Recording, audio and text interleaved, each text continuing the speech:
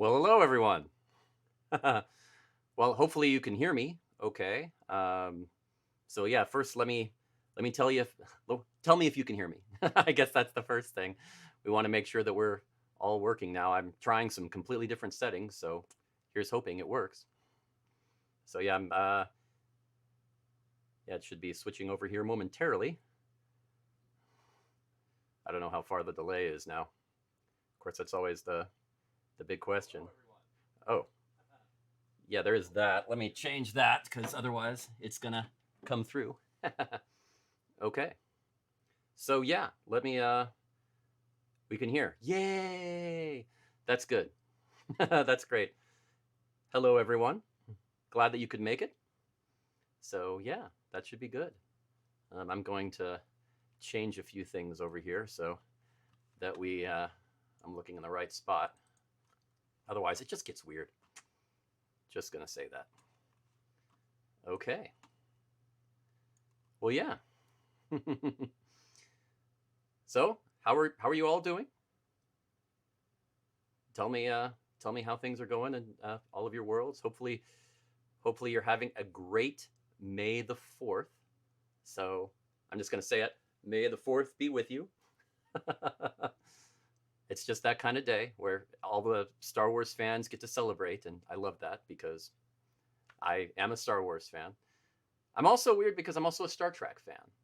Usually people tend to go gravitate to one or the other, but I actually kind of go with both. So it's a little weird, but I don't know. That's kind of how I've always been. But yeah, okay. The first thing is I get to announce to everyone here that I'm going to I'm I've got a new podcast coming out, and that is going to be great. Now, okay, first of all, I hope all of you have listened to the podcast before, the Life's a Fair podcast. You can hear it on iTunes, or you can yeah, you can hear it on our website, lifesaffair.com. You can yeah, you can check it out. If you haven't, we've gone through couple of episodes already, and we're going to release the third soon. So yeah, do check out the one before, because the last one we had the Bedlam Bards on, and talking to them was just great. I mean, so much information about fairs of the past, uh, oh my gosh, 20 plus years, and a lot of great anecdotes and stories. And I only got last last podcast. I ran out of time. I mean, it was a crazy crazy time with a lot of good information, and I didn't want to turn it off. Uh, so yeah, if so yeah, let me see. Now I'm putting the next one together, and I'm adding some more Bedlam Bard stuff. So if you know, hey, if you want to hear some more Bedlam Bards in the next podcast, do throw out some likes and hearts and everything. Let me know, because that's it's I really it's good stuff, and I'm trying to figure out if I should cut any more out of it because it's so much information. And I try to keep them under an hour, but this one's going to be tight. So the more you want, I'll try to add a little extra in because it is good stuff. It is good stuff. Uh, oh yeah, there's a heart. Yay! And more. Yay! So yes. Thank you. Well then, okay. If that's what you want, I will put in as much as I possibly can. No pressure. But yeah, just talking with them, and it was just a great interview. And I've got Shelly Buttons from a little over a week ago, to where she was the aerialist who performed and does just a phenomenal performer and amazing athlete. And it was interesting talking to her too. So that's going to be in the episode. So definitely look for that. And if you haven't listened to them yet, go ahead and check. I mean, we're only 2 episodes in, so go ahead and listen to the first and second episode. They're great, and you can catch up really quick. So good stuff. Now, I know, looking at the names so far, I know a lot of you saw the show that was last Thursday, my birthday show. Yeah, it was great. It was a lot of fun. Good stuff. So, uh, yeah, if uh, that was a lot of fun. I enjoyed it. The The main thing though was were really pushing it on time. We got really ambitious and we tried a lot of different things.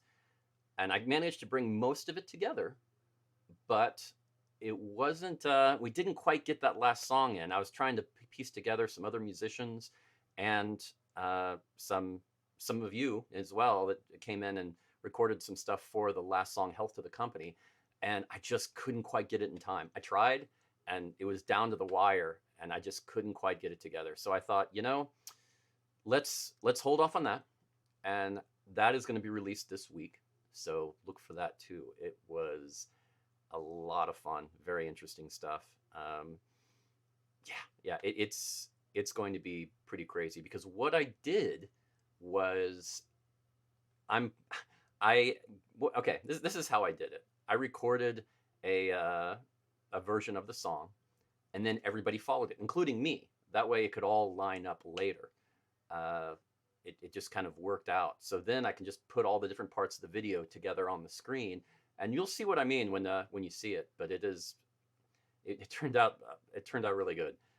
But at the same time, it's a long undertaking. Just rendering the video, all of those different videos together as a composite was, yeah. I mean, I was down to the wire on it, and I realized that I can't. The render is not gonna. It's not possible. But the good news is that allowed me to do a lot more work on it. And I'll talk more about that later. But it's yeah, there's a lot of work to be done to the video. Uh, oh yeah, yeah. Another thing I managed to do over the weekend was I cut my own hair. So how was that, huh? What do you think? Not bad? Not bad? I mean, self-cut, not I'm it was getting to be a little Raggedy Andrew. Um, definitely. So little not quite the longest I've ever had it, but it was close. So it was time. So I got out the clippers and really went to town. So this is what cutting your hair yourself can actually do. So feel free to take a look at that and comment away. I know you can make fun as much as you want. It's not perfect, but it's a lot better than it was, and I'm not going to complain. Definitely pretty good. Definitely pretty good.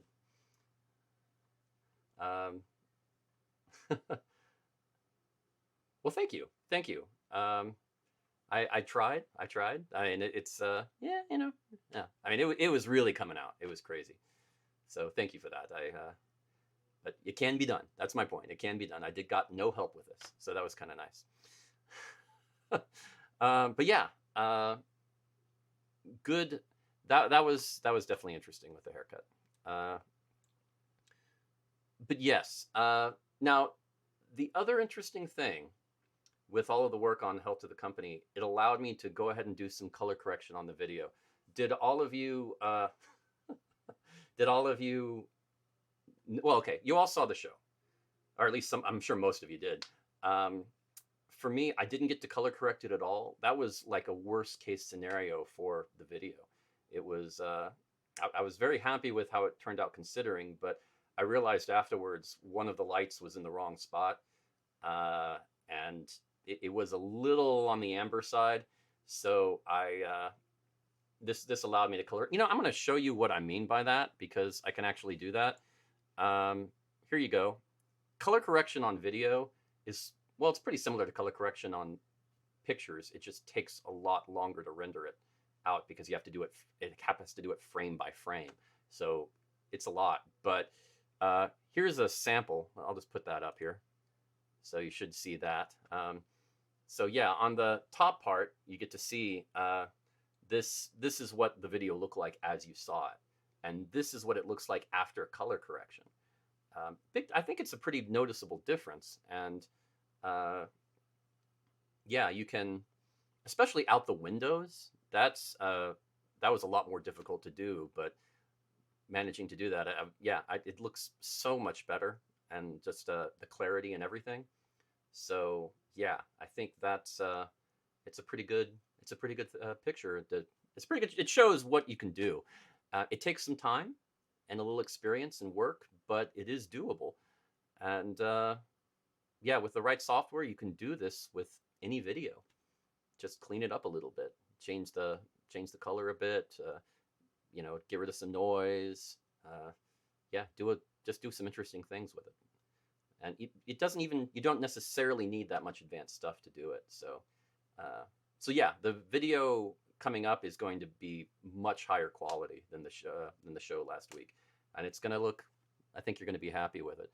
Of course, this doesn't have all the little things, all the different videos in there. This is just the raw footage of me, but all these other videos of different people are going to be all around it, so it's going to look cool. I'm pretty happy about that. But yeah, something to check out. And I also have some cool information about our show on Thursday, which is going to be pretty cool. That I don't know. A lot of you have probably seen that too on the channel, Life's a Faire. So it is going to be Sarah Mullenrua, and she is a great harpist, and then we got a great storyteller as well. So you're gonna love that. It's gonna be a great show. Now Sarah's video, that was interesting. She actually came back and showed a really very great quality sound. She got some new sound equipment, and it sounds really nice, very good. The video was actually very good too. It was a little dark. Let me show you that one too. I'm gonna get rid of this and show you a similar picture to hers, and you can kind of see, this is a little preview of the video on Thursday that you're going to see. But yes, you're going to see the top one is of course a bit on the dark side, and I on May the 4th, some people like the dark side. I get that. That's okay. But for me, I like to go a little the other way. So yeah, I brightened it a little bit, and the colors I think turned out really good. So just to show even a slight difference, and I didn't really do much here. It was very, very, very slight. So even just a slight difference can really help a lot. I think that really, yeah. So I mean, it's usually worth doing if you take the time and do it. So I think you're going to be really excited about this show. It looks like it's going to be great. Yes, yeah, I knew some people would get into that dark side comment a little bit.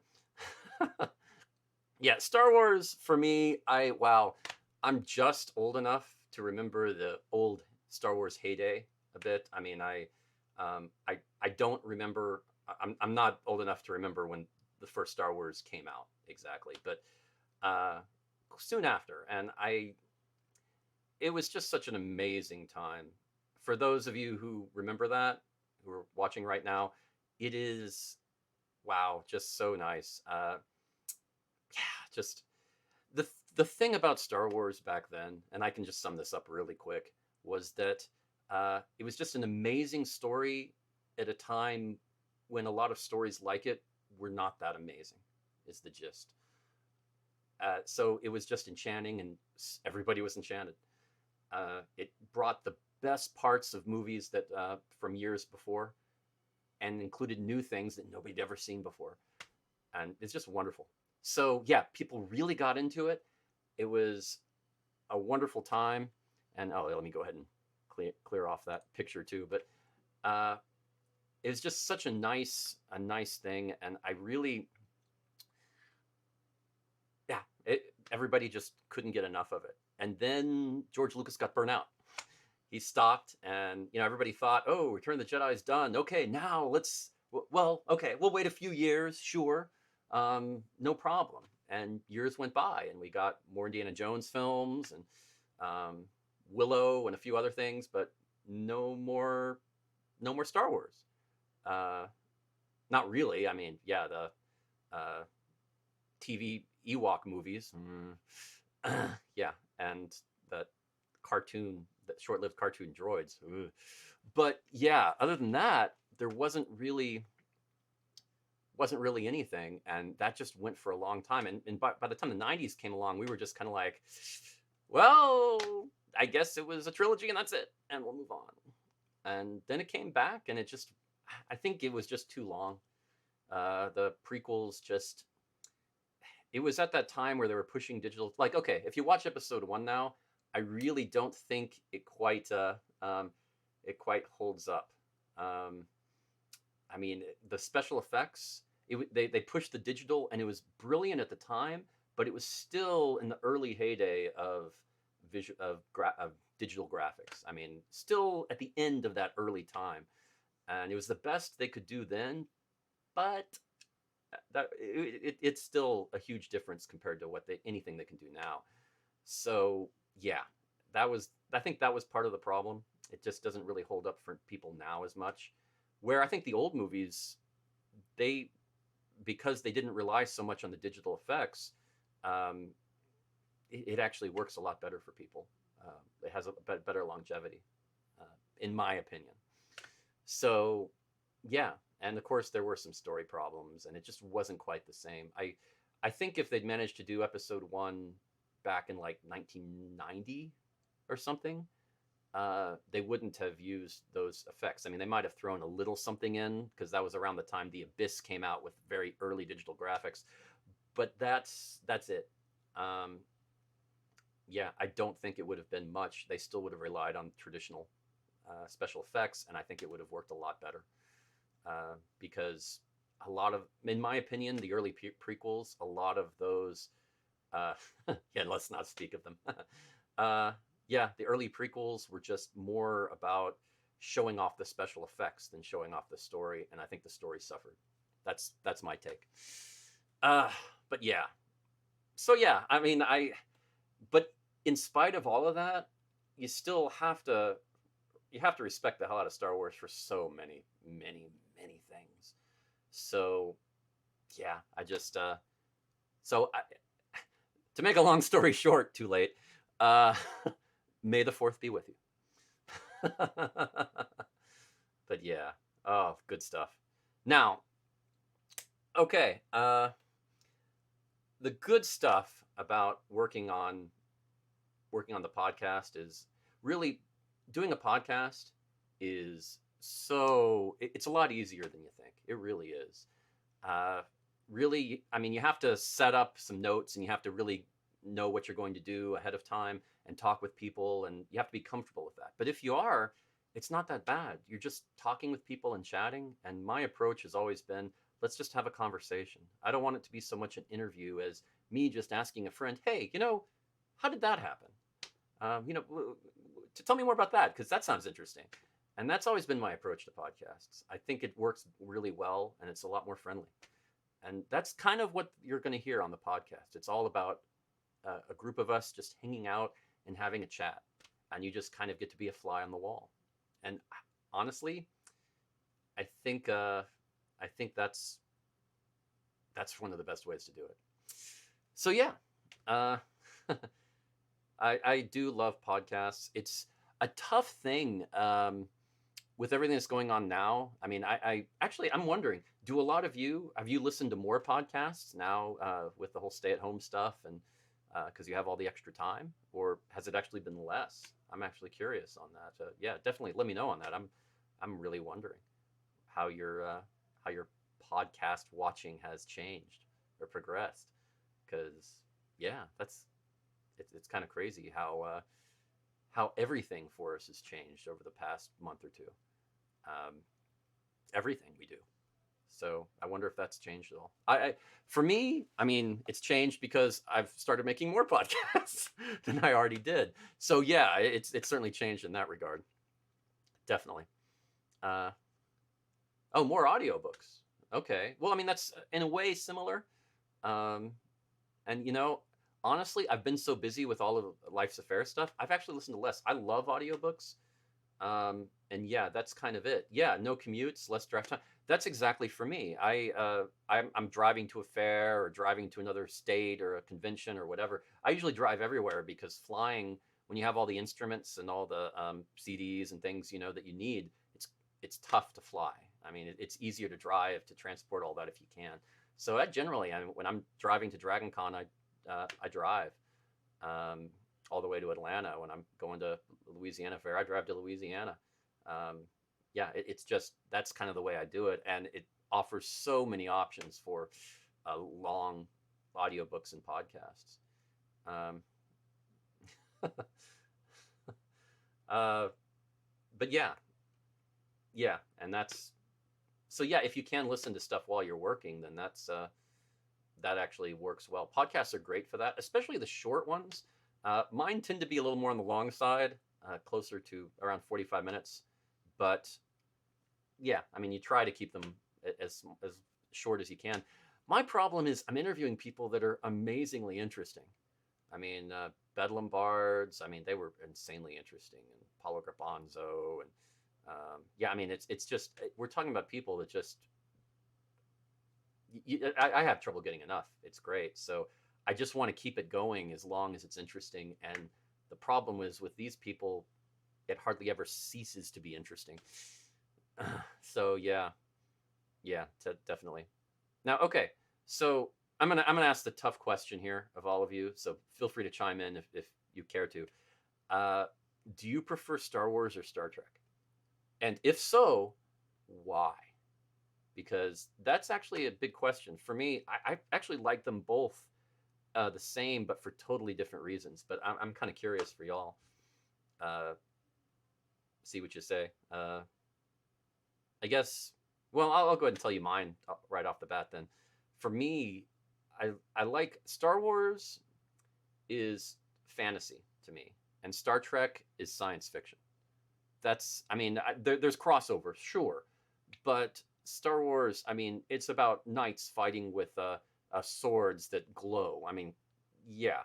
Um, yeah. So it's a little more fantasy oriented to me. Star Trek is about the electronics and the logic and the dealing with computers and the future of our society, not one from a long time ago and far, far away. So yeah, it's totally different genres in a way to me, uh, with some crossover. But yeah, and I I like them both for totally different reasons. I mean, I think I think Star Trek is more intellectually interesting, and Star Wars is more fun interesting. I without getting into too much detail, that's my take on it. Oh yeah, you said Jinx first. Thanks. Gosh, I hate this delay. Oh, one of the problems with chat and live streaming, yeah, you're always going to get the jump on me on that. But yeah, yeah, I that's sort of my take. And yet that they don't need to be compared, but yet so many people compare them. How odd is that? So yeah, I don't know. I don't know.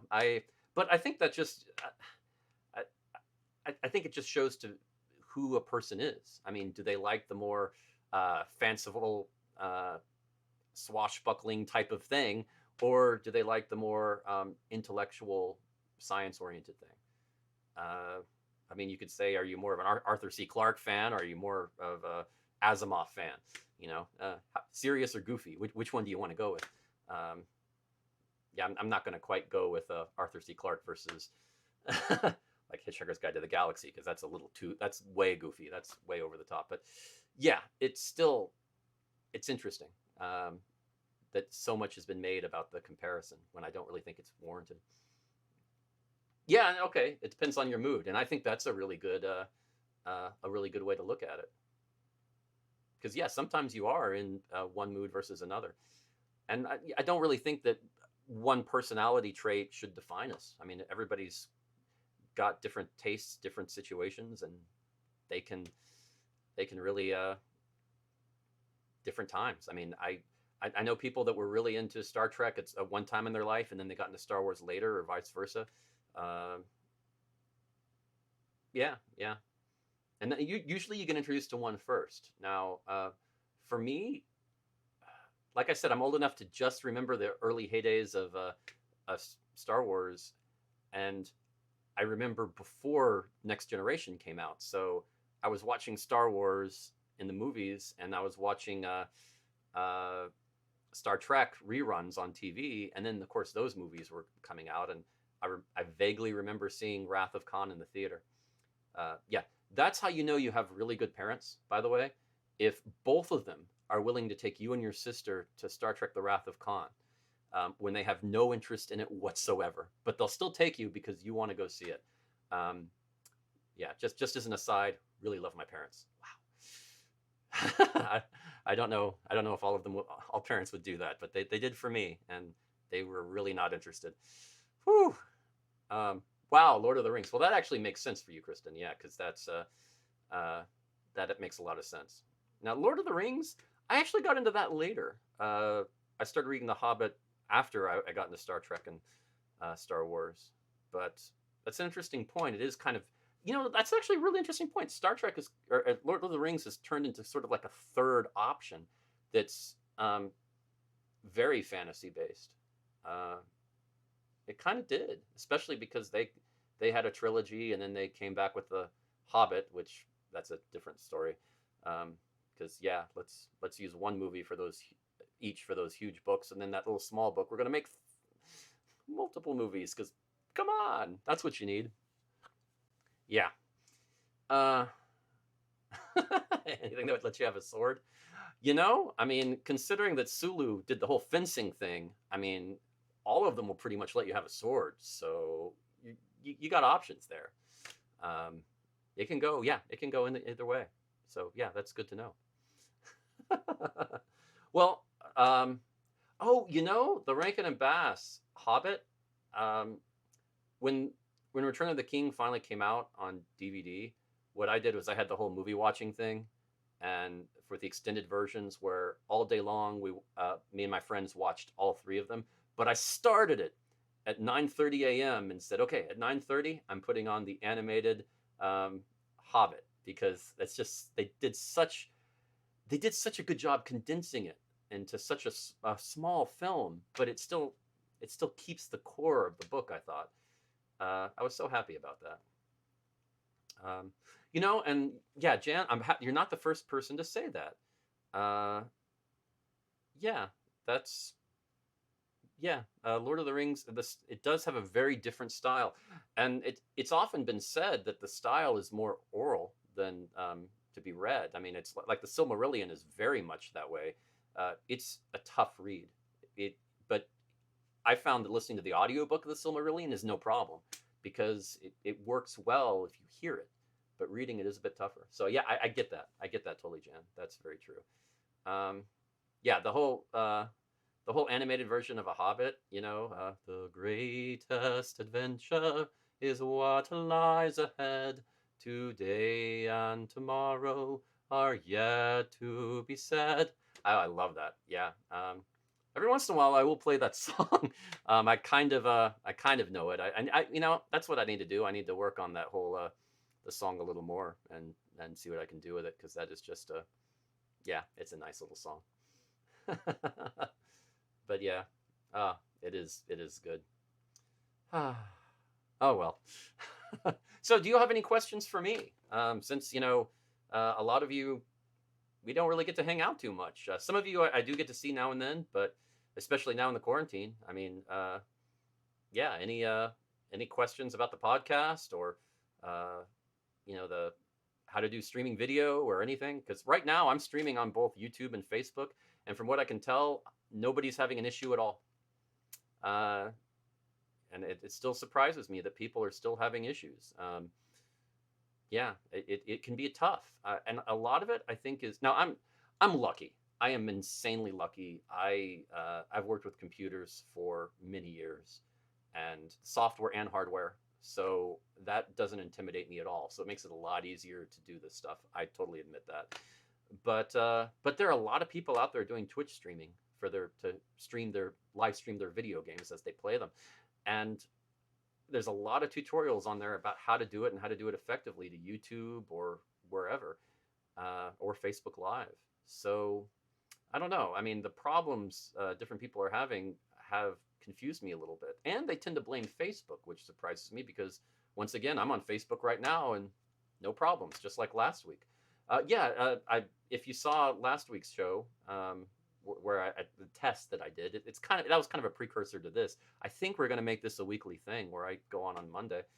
Um, so yeah, and I mean, oh, as an aside, what I did based on the test last week, I did change things up a little bit. So yeah, Kristen, you said it was still managing to watch the videos. Well, this one, I put it a lower bit rate than last week. uh, some of the people out online are recommending, oh, well, you can put it at 2,500 kilobits per second. And I've been usually going a little higher than that, but just to show you what you can do, this is at 2,500 kilobits per second at 720p, and I'm using my generic middle of the road 720p Logitech webcam. It's a what is it? It's a C525 if you're curious on the model. So yeah, I think it works pretty well, and I went ahead and did some color correction. You can kind of see around me it looks a lot better than it has in the past. Uh, I think I got the important things. It brings out my eyes. I couldn't resist. Sorry, but yeah, I think it's a good.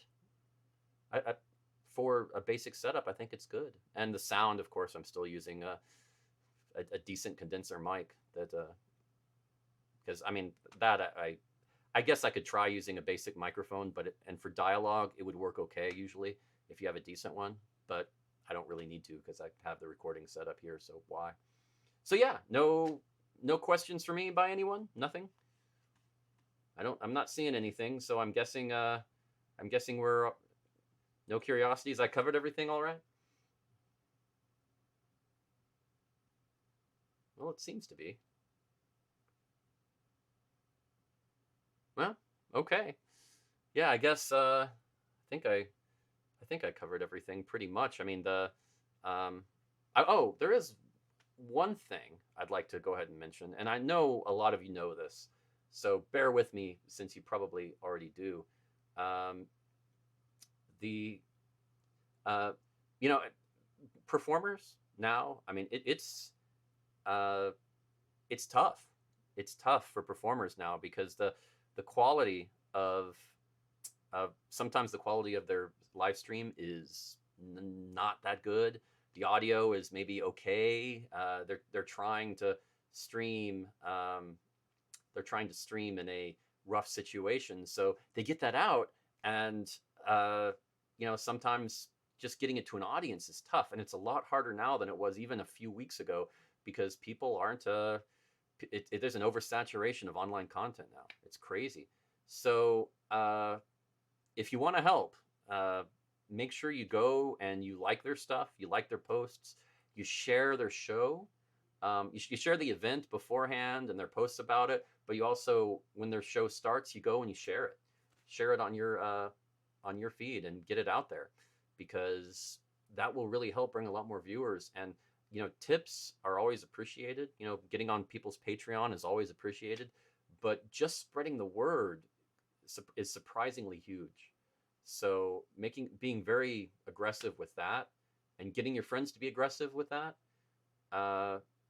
yeah, that really helps a lot. So okay, we have some questions. Let's see. Let's see.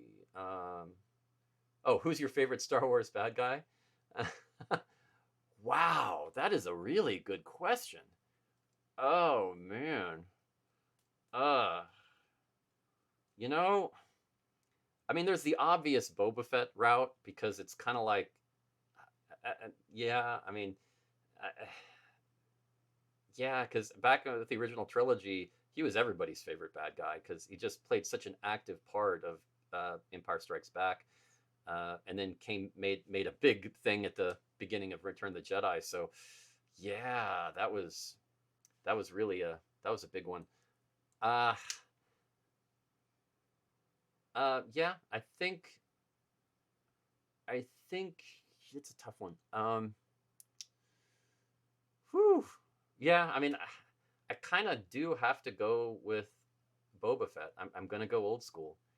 Um, I mean, yeah, I think that's kind of it for me because it was just so huge back then when I was a kid. And then when Episode One came along, I mean, yeah, Darth Maul, very cool character, definitely, um, definitely. But yeah, yeah, yeah. And there's so many options, especially with all the cartoons out now and all the different options now. And of course, then you get the comic books and the books. I mean, gosh, I remember reading the Star Wars movie tie-in book, and Splinter of the Mind's Eye, like before there were any other Star Wars books. Um, yeah, wow, huh, yeah, yeah, huh. Oh, let's see other questions. Um,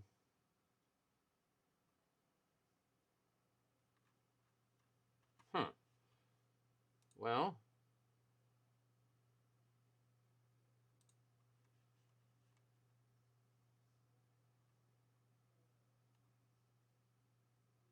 yeah, yeah, that's true. There is a difference in bad guys, villains you love to hate, and a villain you love. Um, yeah, that's a tough one. Um, yeah, um, villain I love to hate. Yeah, I mean, Boba Fett. It was always kind of the whole oh he's awesome kind of awesome bad guy. I'll give you that. Uh, villain I hate. That was always Darth Vader. I mean, I'm gonna go very old school on this. Sorry, it's just kind of my thing because yeah, I can't resist that. So yeah, I'm gonna have to go with Darth Vader because I mean he got redeemed sort of at the end, but even so, I mean it was that the whole redemption thing at the time, especially as a kid, played off of what what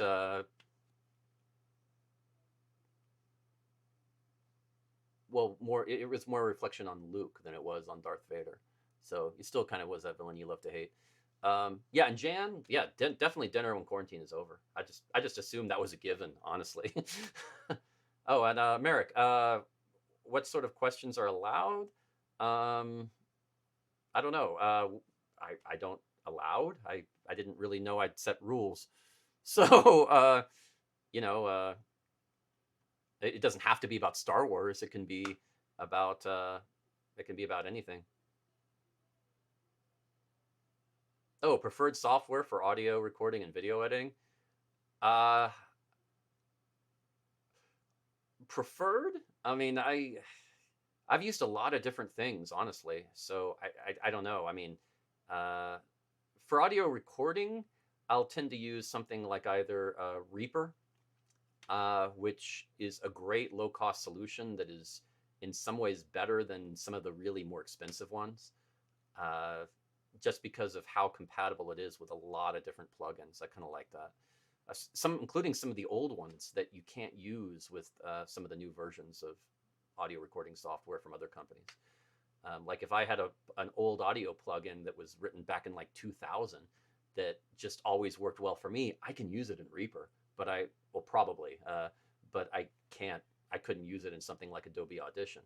And Adobe Audition is one that I will use sometimes for some editing. I used that a lot back in the day, even before it was Adobe Audition. It used to be made. It was made by a company called Centrillium, uh, and called Cool Edit, and Adobe bought it out and then rebranded it as Adobe Audition.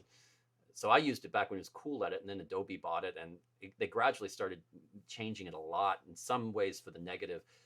But I'm still very familiar with it, so I will use it for some things. I mean, the main difference is that Reaper is what they call well, it's non-destructive. And what that means is it doesn't ever change anything. It just makes notes of, okay, you want to cut here and split that apart. You want to add this effect to it, okay. And then they just let the computer do it in real time when you listen to it. But it never actually changes the file. So everything's still originally as it was. Now, which is usually great, but sometimes, um, uh,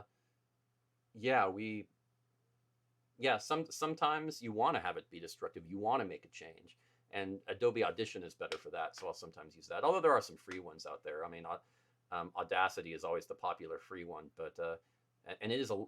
I tried it a few years ago, and I still wasn't that impressed. But over the last few years, it has improved significantly to where I think now it's at a point where you can use it. But honestly, Reaper is so. I mean, it's about $60 or so. Um, and you can even use it for free for a very long time to try it out. So yeah, I recommend Reaper normally for audio editing. Video editing, that's a tough one because there are a bunch. There are a bunch. Everything from DaVinci Resolve, which is a big one, and Adobe Premiere, and Cyberlink Power Director, and and those are the paid ones. Then there are plenty of free ones that you can use as well. I mean, preferred. You see, I always have trouble with that because honestly, as long as you use a good one, I don't think it really matters. You can have any of them will kind of work. It just depends. They're all usually laid out pretty differently, and I know for other people, it can be it's all preference, for how it is. Now, I think my instinct would be to tell you to use something like Adobe Premiere if you really want to get serious with it, because that's one of the industry standards, or DaVinci Resolve. It's a huge learning curve and it's going to take you time. But the beautiful thing is, right now, you've got the time, probably, to work on this right now and do. There's a lot of tutorials online. So this is actually a great time to learn software. So I would recommend giving that a try. Uh, so yeah, yeah, definitely for that. Uh,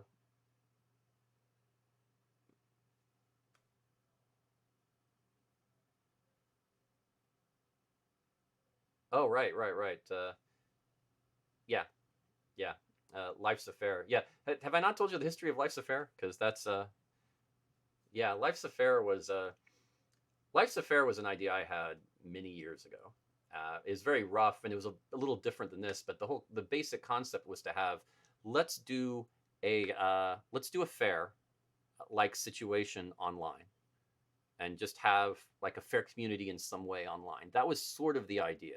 And this sort of I mean it was I was looking at it in different ways back then, but yeah, last year it kind of I mean I'd look at it every few years and try to come up with a way to make it work how I wanted. And last year I kind of looked at it again, and I've been talking this over with Lee Angela here for years, and we talked about it again, and it was kind of like, okay, let's do it. And we kind of came up with an idea with podcasts and working with it. And then when all of this happened, um, uh, yeah, it just sort of who had? I don't know what that means. Um, but yeah, it just sort of we just sort of rushed it. So yeah, and that was that was that was a whirlwind. Um, but yeah, yeah, yeah, yeah. It was really a fun situation, just to kind of dive right into the deep end. Oh yeah, yeah, yeah. I bought the domain. Well, leased is technically how you do it, but uh, um, oh, oh, I see who had. Yeah, Lee's picking on me because I said that I had the idea. Now, originally, I did have the idea. Life's a Fair. The name was my idea, and the early version I think was a bit my idea. Although we did the very first sparkle of an idea, but even back then, Lee and I were talking about it. So I don't want to leave her out because she's been involved with a lot of the discussions we've had for the last decade. So yeah, that is true. But I'm a musician and I'm doing a live stream, so I'm going to be a little egocentric about it. Hee hee. um, oh, cat walking on the. Yeah, that is always the danger of reckless cats. Yes, they can do that. They can do that. So yeah, for audio and video, a lot of good options out there, and I really recommend if any of you have some free time and this is a great opportunity to learn some software.